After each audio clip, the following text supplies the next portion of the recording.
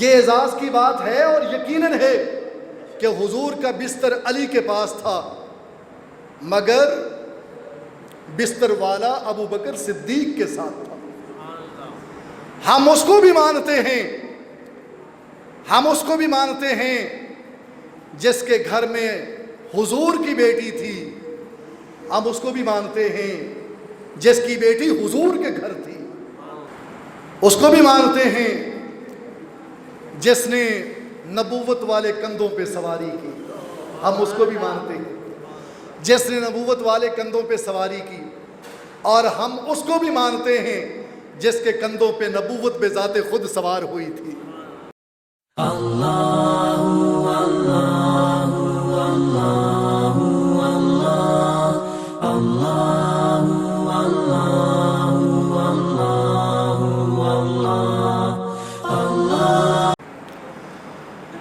ان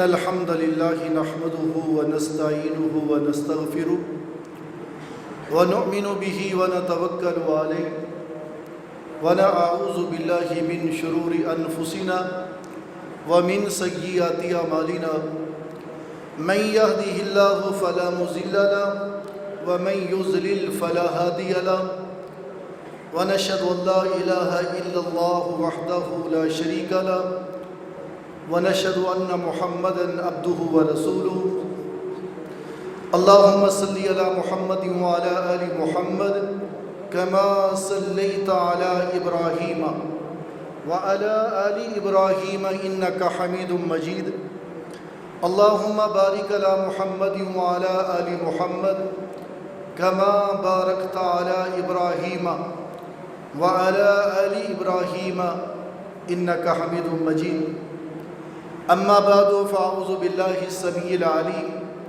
من الشيطان الرجيم بسم الله الرحمن الرحيم إلا تنصروه فقد نصره الله إذ أخرجه الذين كفروا ثاني اثنين إذ هما في الغار إذ يقول لصاحبه لا تحزن ان اللہ معنا فانزل اللہ سکینتہ علیہ وأیدہ بجنود لم تروها وجعل کلمۃ الذین کفروا السفلی وکلمۃ اللہ ہی العلیٰ واللہ عزیز حکیم۔ ہر قسم کی بزرگی، برتری، بڑھائی اور کبریائی خالق ارض و سما کے لیے، بے شمار درود و سلام کائنات کی سب سے عظیم، معتبر اور بلند و بالا ہستی جن کا نام نامی اسم گرامی محمد احمد صلی اللہ علیہ وعلی آلہ وصحبہ وسلم ہے، مجھے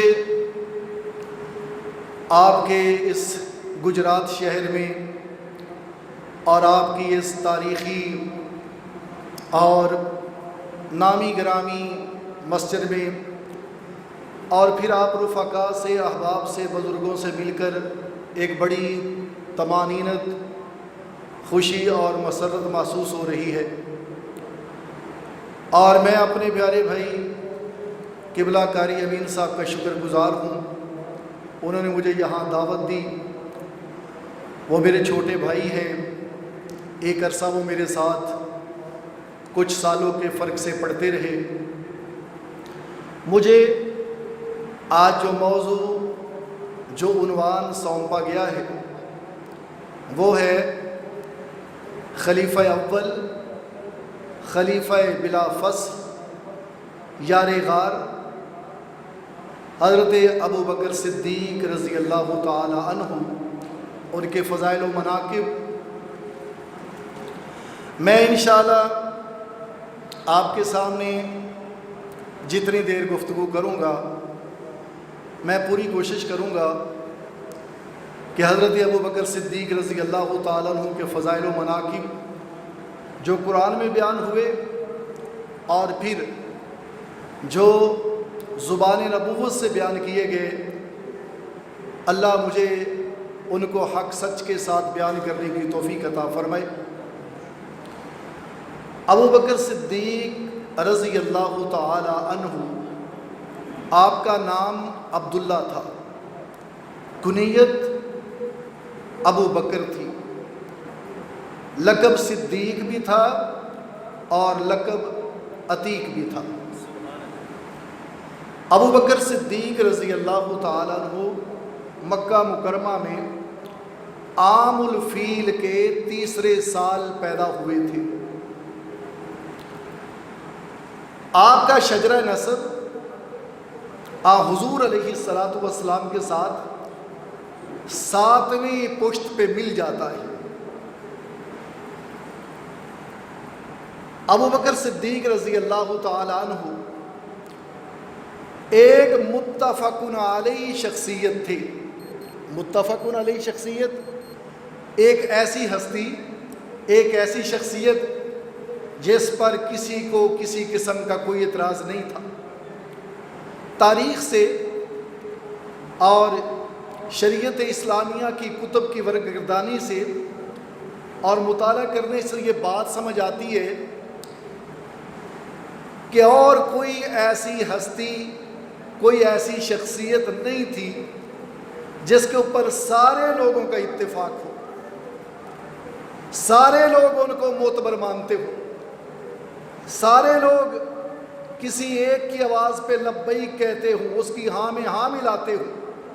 یہ شرف، یہ اعزاز اور یہ رتبہ اور یہ مقام اور یہ مرتبہ جس ہستی کے حصے میں آیا اس کا نام ابو بکر صدیق ہے رضی اللہ تعالیٰ عنہ۔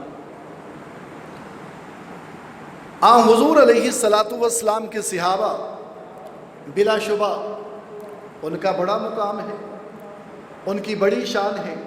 وہ صحابی جو ٹھہرے،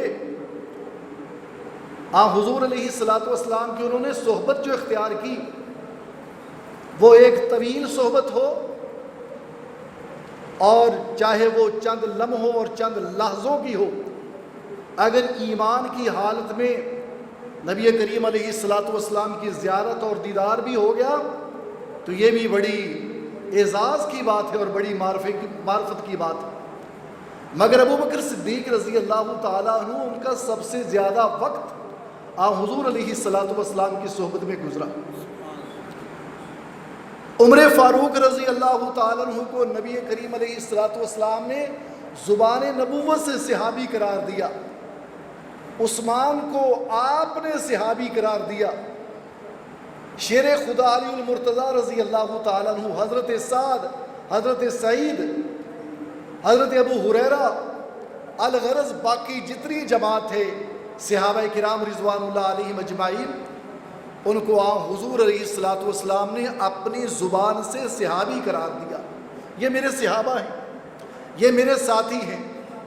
مگر قربان جاؤں، ایک ایسی ہستی ہے، ایک ایسے صحابی ہیں جن کو خود اللہ کا قرآن حضور علیہ السلام کا صحابی قرار دے رہا ہے۔ قرآن کی نص انہیں صحابی قرار دے رہی ہے۔ قرآن کے کیا الفاظ ہیں؟ اذ یقول لصاحبہ لا تحزن، جب وہ اپنے صحابی سے، اپنے صاحب سے فرما رہا تھا، کون؟ محمد کریم علیہ السلام، لا تحزن، آپ غم نہ کریں، آپ فکر مند نہ ہوں، آپ پریشان نہ ہوں، ان اللہ معنا، ابو بکر جیسے میرا رب میرے ساتھ ہے ایسے وہ تیرے ساتھ بھی ہے۔ یہ رتبہ بلند ملا جسے مل گیا، ہر مدعی کے واسطے دار و رسن کہاں؟ حضور صلی اللہ علیہ وسلم احد پہاڑ کی چوٹی پہ چڑھے اور آپ کے ساتھ آپ کے 3 صحابہ، جن میں ایک ابو بکر صدیق رضی اللہ تعالیٰ عنہ، دوسرے عمر فاروق، تیسرے عثمان ذو النورین رضی اللہ تعالی عنہم، احد کی چوٹی پہ جب نبی کریم علیہ السلام چوٹی پہ کھڑے ہیں، حدیث کے الفاظ ہیں فَتَحَرَّكَ الْجَبَلُ، پہاڑ کی چوٹی نے حرکت کرنا شروع کر دی، ہلنے لگ گیا پہاڑ۔ کائنات کے امام نبی کریم علیہ الصلوۃ والسلام نے نبوت کے پاؤں سے پہاڑ کو ٹھوکر ماری اور کیا فرمایا؟ اثبت احد، احد تھم جائیے، رک جائیے، حرکت نہ کیجئے، تجھے کیا پتا؟ فما علیک الا نبی و صدیق و شہیدان۔ احد پہاڑ تھم جاؤ، تمہیں پتا ہونا چاہیے کہ تمہارے اوپر اس وقت ایک اللہ کا رسول موجود ہے، اور تمہیں اس بات کا بھی علم ہونا چاہیے کہ ان کا سچا ساتھی صدیق اکبر موجود ہے، وہ شہیدان، اور مستقبل کے 2 شہید بھی موجود ہیں۔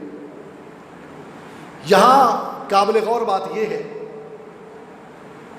کہ یہاں شہداء کا تذکرہ بعد میں ہے، منصب صداقت کا ذکر پہلے ہے۔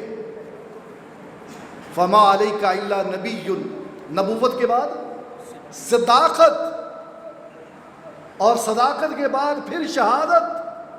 بتایا گیا کہ جو صداقت ہے اس کا مقام اور مرتبہ شہادت سے بھی زیادہ ہے۔ قرآن مجید میں اللہ کیا فرماتے ہیں؟ قد انعم اللہ علیہم من النبیین والصدیقین والشہداء والصالحین وحسن اولئک رفیقا، کہ اللہ رب العالمین نے اپنا فضل کیا ہے انبیاء کی جماعت پہ، اور صدیقین پہ، سچ بولنے والوں پہ، اللہ کے راستے میں اپنا خون بہانے والوں پہ، اور نیکوکار لوگوں پہ۔ تو نبوت کے بعد، رسالت کے بعد جس مقام اور مرتبے کو قرآن کریم ہائی لائٹ کر رہا ہے وہ مقام صداقت ہے، جس کے اوپر ابو بکر صدیق رضی اللہ تعالیٰ عنہ براجمان ہے۔ اور کائنات کے امام نبیوں کے سردار محمد کریم علیہ الصلوۃ والسلام نے 2 موقعوں پہ ابو بکر کو صدیق کا لقب عطا فرمایا۔ ایک موقع وہ تھا جب حضور علیہ الصلوۃ والسلام کے سر پہ نبوت کا تاج سجایا گیا تھا، تب بھی سب سے پہلے مردوں میں سے ابو بکر صدیق رضی اللہ تعالیٰ عنہ نے اس دعوت پہ لبیک کہا تھا۔ اور دوسرا موقع کون سا تھا؟ واقعہ معراج کا، جب کائنات کے امام نے فرمایا تھا کہ میں ایک ہی رات میں 7 آسمانوں کی سیر کر کے آیا۔ ابو جہل کو پتا چلا، وہ بھاگا ابو بکر صدیق کے پاس پہنچا۔ ابو بکر صدیق کو تب پتا نہیں تھا، اسے کہا تھا ابو بکر مجھے بتائیے کہ اگر ایک بندہ کہے کہ میں راتوں رات 7 آسمانوں کی سیر کر کے آیا، یہ بات بھلا ماننے میں آتی ہے؟ کہا نہیں، امپوسیبل، ناممکن ہے، مشکل ہے۔ ابو جہل سمجھا کہ ذرا آپ بات بننے لگی ہے۔ کہا جس کو آپ اللہ کا سچا نبی مان رہے ہیں انہوں نے یہ بات کی ہے۔ کہا اچھا، اگر میرے نبی محمد کریم علیہ الصلوۃ والسلام نے یہ فرمایا ہے تو سچ فرمایا ہے۔ میری گو ملاقات نہیں ہوئی، مگر میں ان کے اس میسج اور اس پیغام کو دل کی اتھاہ گہرائیوں سے مانتا ہوں اور ان کے اس پیغام پہ لبیک کہتا ہوں۔ 2 مواقع تھے، حضور علیہ الصلوۃ والسلام نے ابو بکر کو صدیق قرار دیا، تصدیق کرنے والا۔ والذی جاء بالصدق وصدق به اولئک هم المتقون۔ قرآن مجید بھی کیا انداز اختیار کر کے اس بات کو واضح فرما رہا ہے۔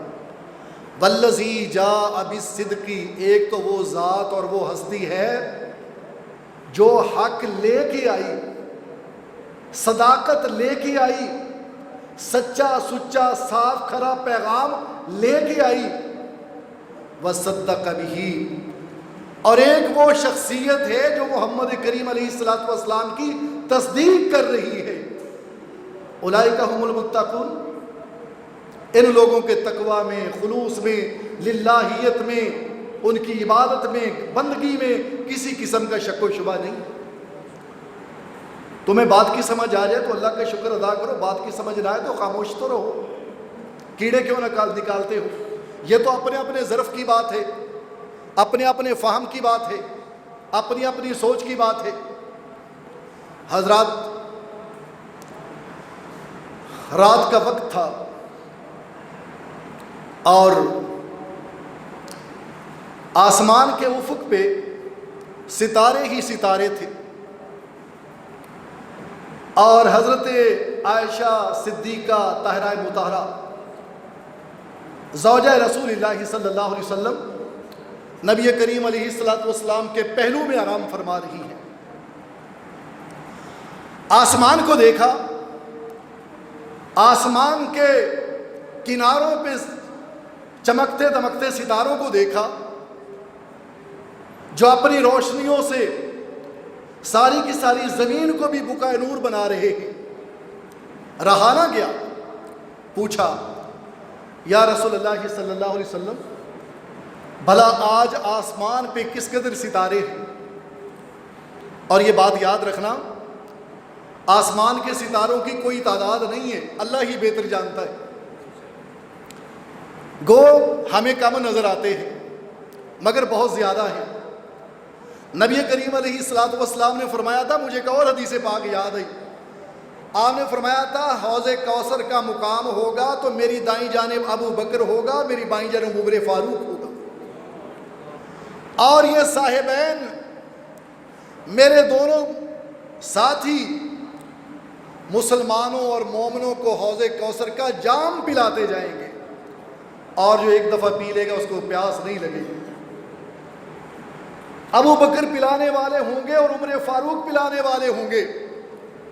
تمہاری اگر سوچ ابو بکر صدیق کے بارے میں اور عمر فاروق کے بارے میں ٹھیک نہیں ہے تو تمہیں کوثر کا جام کیسے نصیب ہوگا؟ اور حضور علیہ السلام نے پھر کیا فرمایا؟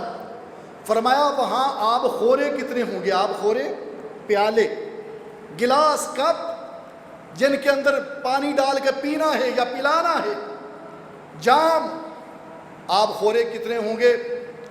اللہ کے رسول علیہ السلام فرماتے ہیں کہ حوض کوثر کے مقام پہ آب خورے اتنے ہوں گے جتنے آسمان کے ستارے۔ مثال تو درختوں سے بھی دی جا سکتی تھی، ریت کے ذرات سے بھی دی جا سکتی تھی، بے شمار چیزیں تھیں۔ آسمان کے ستارے، اور آسمان کے ستاروں کی تعداد کو کوئی نہیں جانتا۔ تاریکی رات ہے، ستاروں کی روشنیاں زمین پہ ہلچل مچائے ہوئے ہیں، عجیب سما ہے۔ عائشہ پوچھتی ہیں یا رسول اللہ صلی اللہ علیہ وسلم، بھلا آسمان کے ستاروں کے برابر کسی کی نیکیاں ہوں گی؟ نبی کریم علیہ السلام نے فرمایا ہاں، ایک شخص ایسا ہے کہ اس کی نیکیاں آسمان کے ستاروں کے برابر ہیں۔ یا رسول اللہ صلی اللہ علیہ وسلم وہ کون ہے؟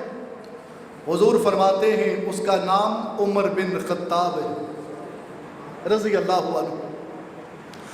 عائشہ کی سوچ یہ تھی کہ حضور میرے بابا ابو بکر کا نام لیں گے، ان کو غالب گمان تھا۔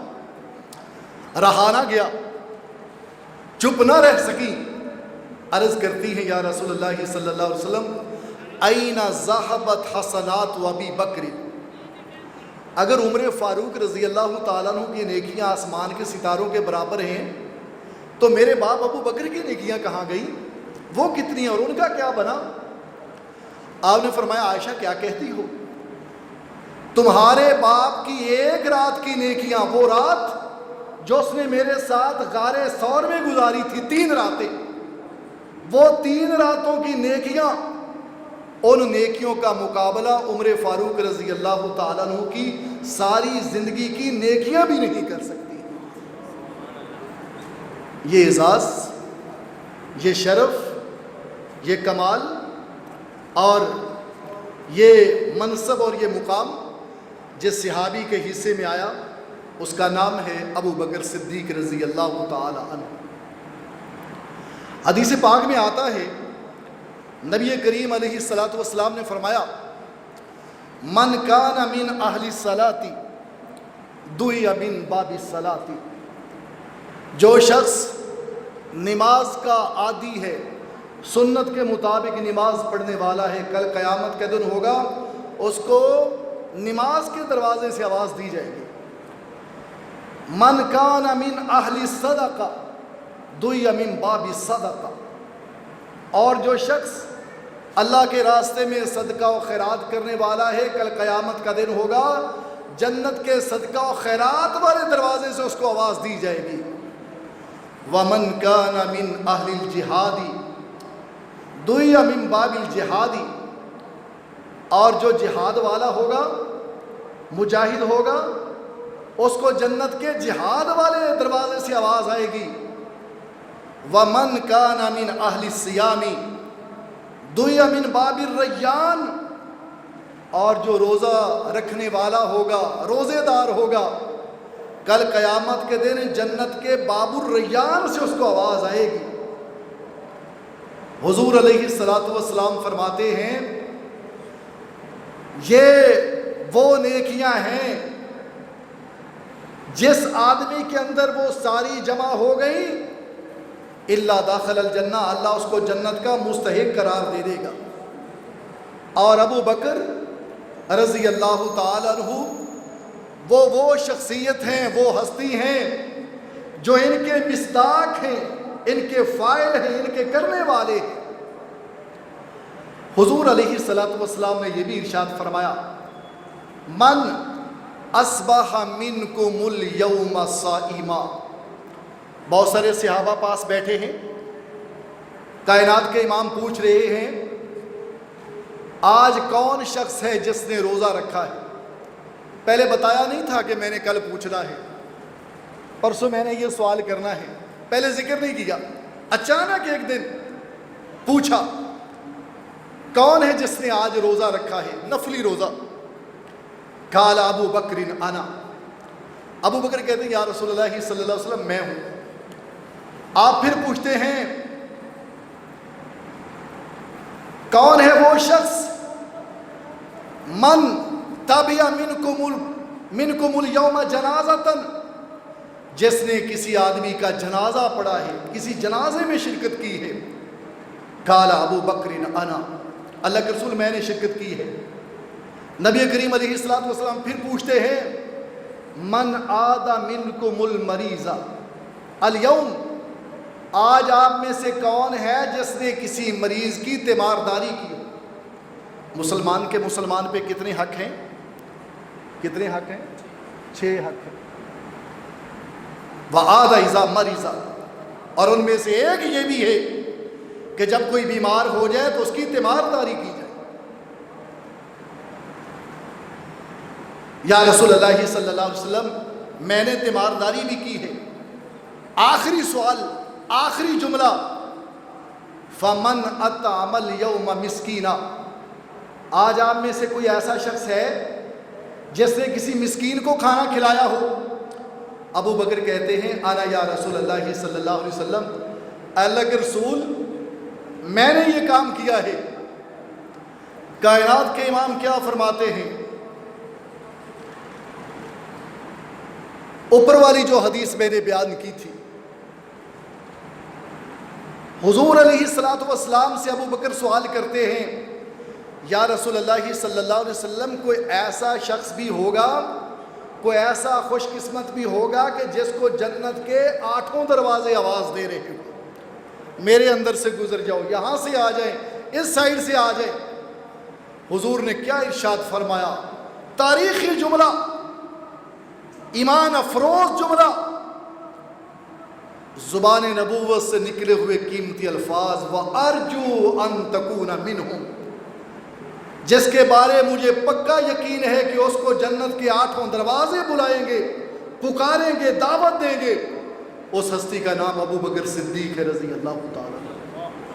حدیث پاک میں آتا ہے نبی کریم علیہ الصلوۃ والسلام نے فرمایا سیدہ کہول اہل الجنہ ابو بکر و عمر، جنت کے اندر بوڑھوں کے سردار، حالانکہ جنت میں تو بوڑھے ہوں گے ہی نہیں، وجعلناہن، جنت میں جتنے بھی بوڑھے ہوں گے اللہ سب کو جوان بنا دے گا. بڑھاپے میں اس دنیا میں جو لوگ فوت ہوئے وہاں تو سارے جوان ہوں گے. اس دنیا میں جو بڑی عمر میں، کہولت میں، بڑھاپے میں فوت ہوئے، ان سب کے سردار کون ہوں گے؟ ابو بکر اور عمر فاروق رضی اللہ تعالی عنہما. اور حضور علیہ الصلوۃ والسلام فرماتے ہیں لو کنت متخذا خلیلا لاتخذت ابا بکر خلیلا. اگر میں کسی کو دنیا میں اپنا خلیل بنانا چاہتا یا مجھے خلیل بنانے کا حق دیا جاتا یا یہ میرے پاس اختیار ہوتا، لاتخذت ابا بکر خلیلا، تو میں ابو بکر صدیق رضی اللہ تعالیٰ عنہ کو اپنا خلیل بنا لیتا. لیکن اخی و صاحبی، مگر وہ میرے بھائی ہیں اور وہ میرے ساتھی ہیں. نبی کریم علیہ الصلوۃ والسلام کی 23 سالہ زمانہ نبوت میں ہمیشہ نماز نبی کریم علیہ الصلوۃ والسلام نے پڑھائی. آپ ہمیشہ مصلی امامت پہ ہوتے. ایک بار ایسے ہوا کہ حضور علیہ الصلوۃ والسلام مسجد میں نہیں آ سکے. صحابہ کرام رضوان اللہ علیہ مجمعین انتظار میں ہیں. بلال رضی اللہ تعالیٰ عنہ اذان کہہ چکے ہیں اور حضور علیہ الصلوۃ والسلام سے درخواست کی جا رہی ہے کہ آپ آئیں اور ہمیں نماز پڑھائیں. نبی کریم علیہ الصلوۃ والسلام کیا فرماتے ہیں؟ مروا ابا بکر فلیصلی بالناس، میرے ابو بکر سے کہہ دیں کہ وہ لوگوں کو نماز پڑھائیں. میں یہاں آپ کو ایک چھوٹی سی بات سمجھانا چاہتا ہوں. یہ بات اتفاقیہ نہیں تھی کہ چلے ابو بکر کو کہہ دیں وہ نماز پڑھا دیں، ایسا نہیں تھا. نبی کریم علیہ الصلوۃ والسلام کی حیاتی میں اور آپ کی زندگانی میں ایک دفعہ نہیں، 2 دفعہ نہیں، 5 10 دفعہ نہیں، 17 بار آپ نے یہ حکم دیا تو ابو بکر صدیق رضی اللہ تعالیٰ عنہ کو دیا. مرو ابا بکر. جب مکہ سے ہجرت کی تھی تو علی المرتضیٰ سے کیا فرمایا تھا کہ مجھے ہجرت کا حکم ہو چکا ہے، میرے ساتھ ابو بکر صدیق جا رہے ہیں، آپ ایسے کریں میرے بستر پہ سو جائیں اور صبح کو کافروں کی، مشرکوں کی امانتیں ان کو واپس کر کے میرے پیچھے مدینہ منورہ آ جانا. میں جو آپ کو بات سمجھانا چاہتا ہوں، جہاں دنیاوی مال و متاع، کفار کی امانتیں، اور امانتوں میں کیا تھا؟ سونا تھا، چاندی تھی، سکے تھے، درم تھے، دینار تھے، کچھ کپڑے ہوں گے. علی ہم جا رہے ہیں مکہ کے کافروں کی امانتیں ان کو واپس کر کے آنا. مگر جب اس مصلی امامت کی باری آئی، اس امانت داری کی باری آئی، اس امانت کا معاملہ کھڑا ہوا تو یہ بڑے مضبوط ہاتھوں میں دے دی جس کا نام ابو بکر صدیق رضی اللہ تعالیٰ. 17 مرتبہ. اور ایک دفعہ ایسے بھی ہوا کہ حضرت ابو بکر صدیق رضی اللہ تعالیٰ عنہ تھوڑا سا پیچھے، عمر فاروق رضی اللہ تعالیٰ عنہ بالکل موجود، تو بلال رضی اللہ تعالیٰ عنہ کہنے لگے عمر بن خطاب رضی اللہ تعالیٰ عنہ آپ نماز پڑھائیے. صفیں سیدھی ہو گئی، عمر فاروق رضی اللہ تعالیٰ عنہ مصلی امامت پہ کھڑے ہو گئے. کائنات کے امام محمد کریم علیہ الصلوۃ والسلام کی نگاہ نبوت پڑی تو آپ نے فرمایا اللہ نہیں، یأبی اللہ ورسولہ، ابو بکر پہ اللہ کا بھی اتفاق ہے، اس کے نبی محمد کریم علیہ الصلوۃ والسلام کا بھی اتفاق ہے. لا ينبغی لقوم ان یؤمہم ان یکون فیہم ابو بکر، کسی قوم کے شیان شان نہیں ہے کہ ان کے اندر ابو بکر موجود ہوں اور امامت کوئی اور کروائے. ان کی امامت ابو بکر کروائیں گے صدیق رضی اللہ تعالی عنہ. تبوک کی جنگ ہوئی اور نبی کریم علیہ الصلوۃ والسلام نے مسلمانوں سے، مومنوں سے چندے کی ڈیمانڈ کی۔ عمر فاروق رضی اللہ تعالیٰ عنہ نے سوچا کہ اب میرے پاس بہترین موقع ہے ابو بکر سے آگے بڑھنے کا، زیادہ خرچ کرنے کا، کیونکہ ان کو پتا تھا کہ آج کل میرے پاس بہت کچھ ہے اور ابو بکر صدیق رضی اللہ تعالیٰ عنہ کے ہاتھ کچھ تنگ ہے۔ بڑے تیار ہوئے اور اپنے اندر بڑے خوش ہو رہے ہیں، اور حضور علیہ الصلوۃ والسلام کی بارگاہ میں کیا لے کر آئے؟ عمر بن خطاب رضی اللہ تعالیٰ عنہ گھر کا آدھا سامان اٹھا کے لیا۔ ابو بکر آئے رضی اللہ تعالیٰ عنہ، تو گھر میں جتنا سامان تھا سارا کا سارا اٹھا کے نبی علیہ الصلوۃ والسلام کے قدموں میں پیش کر دیا۔ بلکہ یہاں تک لکھا ہے کہ گھر کی جو دیواریں تھیں یوں کر کے دیواروں کے ساتھ ہاتھ مارنا شروع کر دیا، ہاتھ لگانا شروع کر دیے کہ کہیں اگر ممکن ہے کوئی سوئی وغیرہ دیوار کے ساتھ لگائی ہوئی ہو تو وہ بھی اٹھا کے حضور علیہ الصلوۃ والسلام کے سامنے پیش کر دو۔ کائنات کے امام نبیوں کے سردار علیہ الصلوۃ والسلام نے پوچھا، عمر کیا لے کے آئے ہو؟ کہا یا رسول اللہ صلی اللہ علیہ وسلم میں گھر کا آدھا مال لے کر آپ کے پاس حاضر ہو گیا۔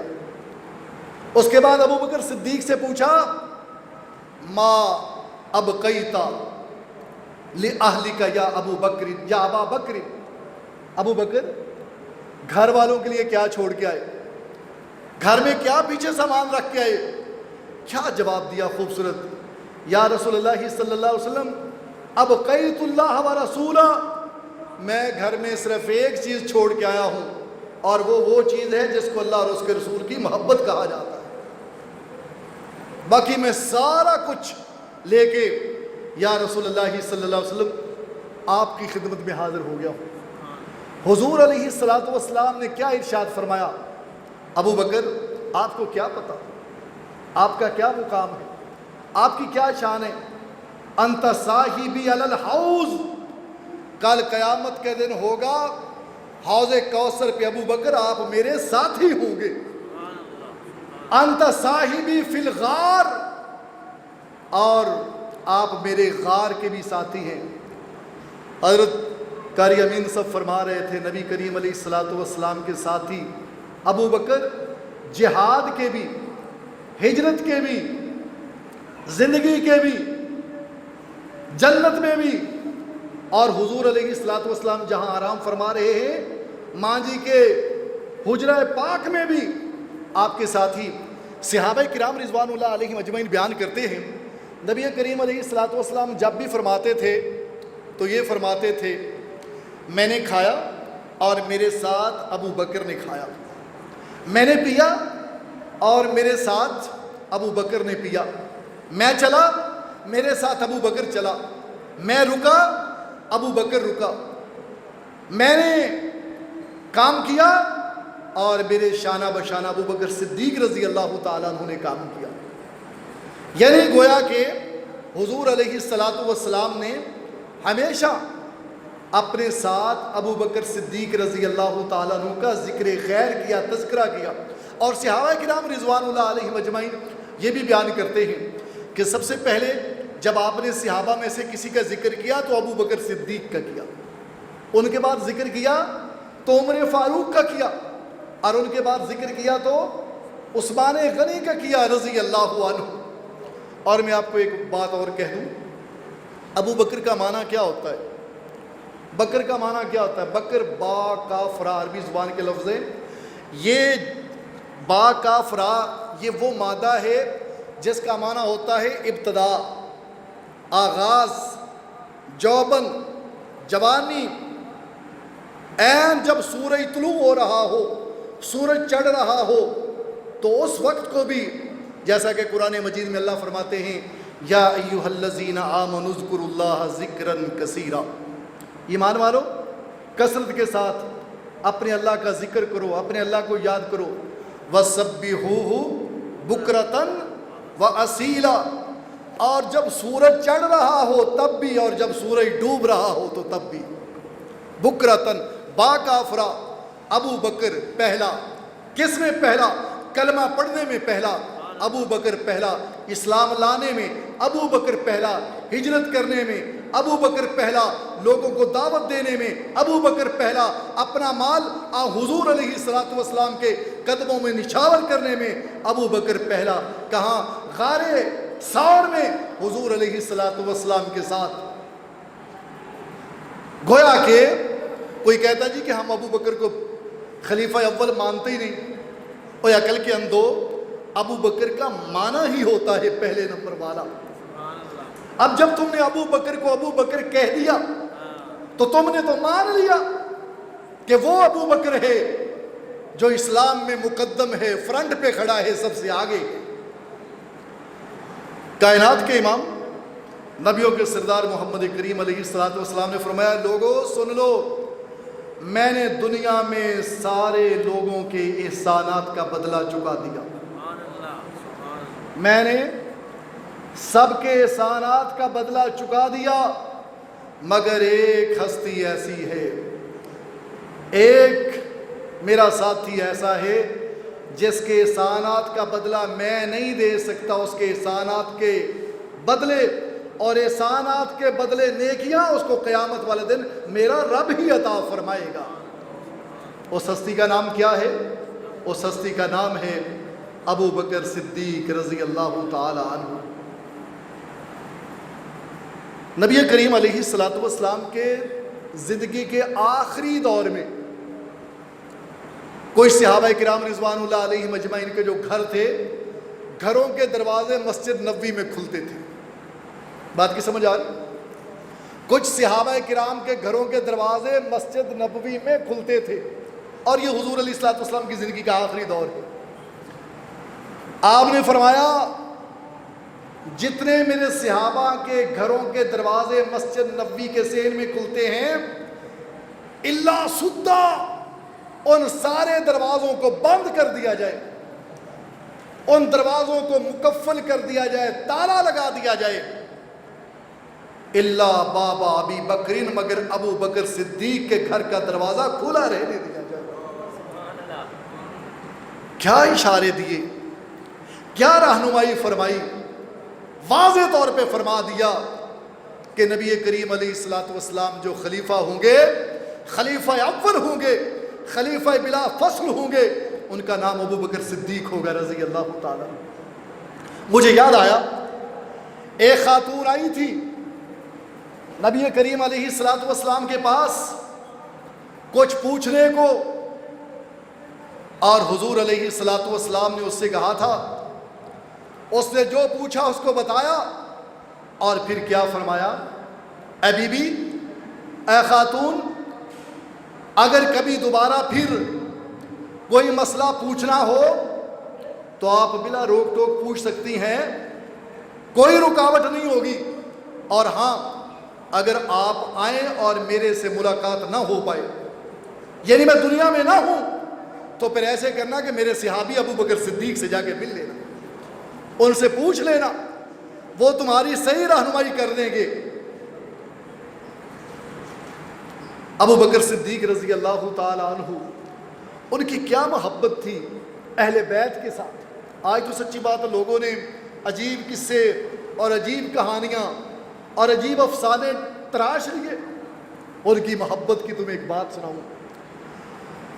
مسجد نبوی سے نکلے نماز ادا کر کے، کون؟ ابو بکر صدیق رضی اللہ تعالیٰ عنہ، اور آپ کے ساتھ علی المرتضیٰ رضی اللہ تعالیٰ عنہ بھی۔ گلی میں کیا دیکھا؟ گلی میں دیکھا کہ حضرت حسن رضی اللہ تعالیٰ عنہ بچوں کے ساتھ کھیل رہے ہیں۔ ابو بکر نے حسن کو اٹھایا، اپنے کندھے سے لگایا، محبت کی، پیار کیا، اور کیا فرمایا؟ کیا فرمایا؟ بی ابی، حسن میرے ماں باپ تجھ پہ قربان۔ میں کہتا ہوں، اور آپ کی ترجمانی کرتے ہوئے، آپ کے جذبات کی ترجمانی کرتے ہوئے میں کہتا ہوں، ہمارے سب کے ماں باپ ابو بکر پہ قربان ہوئے۔ ابو بکر صدیق فرماتے ہیں، بی ابی، میرے ماں باپ آپ پہ قربان ہوں، شبیہم بالنبی، آپ تو سراپائے حضور علیہ الصلاۃ والسلام سے مشابہت رکھتے ہیں، آپ کی شکل و صورت تو نبی کریم علیہ الصلاۃ والسلام سے میچ کرتی ہے۔ کیا الفاظ کے اندر خوبصورتی ہے، شبیہ بالنبی ولا شبیہ بعلی۔ آپ کی مشابہت، آپ کی مطابقت، آپ کی موافقت، آپ کی مناسبت اتنی اپنے بابا علی سے نہیں میچ کرتی جتنی آپ کے نانا محمد کریم سے کرتی۔ وَعَلِيٌّ يَضْحَكُ، اور حضرت علی رضی اللہ تعالیٰ عنہ یہ بات سن کر مسکرا رہے ہیں۔ ابو بکر، تم اپنے دشمنوں کے بچوں کو ذرا ایک دفعہ کندھے سے اٹھاؤ تو صحیح، کندھے سے لگاؤ تو صحیح، سوال ہی پیدا نہیں ہوتا۔ ایک دفعہ ان کی تعریف تو کرو، ان کو تسلیم تو کرو۔ مگر یہ صحابہ کی آپس میں محبت ہے، رحماء بینہم، قرآن کہہ رہا ہے کہ وہ آپس میں بڑے رحیم و کریم ہیں۔ امام احمد بن حنبل رحمہ اللہ، ان کی کتاب ہے اور کتاب کا نام ہے فضائل صحابہ۔ فضائل صحابہ میں حضرت امام احمد بن حنبل رضی اللہ تعالیٰ عنہ حضرت علی رضی اللہ تعالیٰ عنہ کا ایک قول ذکر کرتے ہیں۔ سائدہ علی رضی اللہ تعالیٰ عنہ علی المنبر فقال ان خیر الناس بعد رسول اللہ ابو بکر۔ حضرت ابو بکر صدیق رضی اللہ، حضرت علی المرتضیٰ رضی اللہ تعالیٰ عنہ ایک دفعہ منبر پہ چڑھے اور منبر پہ چڑھنے کے بعد خطبہ شروع کیا، اور دوران خطبہ عوام الناس کے سامنے، مجمع عام کے سامنے کیا فرما رہے ہیں؟ ان خیر الناس بعد رسول اللہ ابو بکر، کہ سارے لوگوں میں سے، عوام الناس میں سے، حضور علیہ الصلاۃ والسلام کے بعد، انبیاء کے بعد جو سب سے معتبر اور عظیم ہستی ہے اس کا نام ابو بکر صدیق ہے رضی اللہ تعالیٰ عنہ۔ اور بڑی مشہور روایت ہے، نبی کریم علیہ الصلاۃ والسلام فرماتے ہیں افضل البشر بعد الانبیاء ابو بکر، کہ انبیاء کے بعد سارے انسانوں میں سے جو عظیم ترین انسان ہیں ان کا نام ابو بکر صدیق ہے رضی اللہ تعالیٰ۔ ہم الحمدللہ سب کی تعریف کرتے ہیں، سارے صحابہ کو دل و جان سے مانتے ہیں، سارے صحابہ کا دل و جان سے احترام کرتے ہیں۔ لوگ کہتے ہیں کہ جناب ہجرت والی رات حضور کا بستر کس کے پاس تھا؟ بلا شبہ علی المرتضیٰ کے پاس تھا، اور شیر خدا بستر پہ آرام فرما رہے تھے۔ اگر یہ اعزاز کی بات ہے، اور یقیناً ہے، یہ اعزاز کی بات ہے اور یقیناً ہے کہ حضور کا بستر علی کے پاس تھا، مگر بستر والا ابو بکر صدیق کے ساتھ تھا۔ ہم اس کو بھی مانتے ہیں جس کے گھر میں حضور کی بیٹی تھی، ہم اس کو بھی مانتے ہیں جس کی بیٹی حضور کے گھر تھی، ابو بکر صدیق رضی اللہ تعالیٰ عنہ۔ ہم علی کو بھی مانتے ہیں، شیر خدا فاتح خیبر کو، ہم حضرت حسن کو مانتے ہیں، حضرت حسین رضی اللہ عنہما سب کو مانتے ہیں۔ ہم اس کو بھی مانتے ہیں جس نے نبوت والے کندھوں پہ سواری کی، ہم اس کو بھی مانتے ہیں جس نے نبوت والے کندھوں پہ سواری کی، اور ہم اس کو بھی مانتے ہیں جس کے کندھوں پہ نبوت بذات خود سوار ہوئی تھی، حضرت ابو بکر صدیق رضی اللہ تعالیٰ عنہ۔ ان کے فضائل، ان کے مناقب اللہ ہم سب کو سمجھنے اور اس کو آگے بیان کرنے اور پھیلانے کی توفیق عطا فرمائے۔ اللہ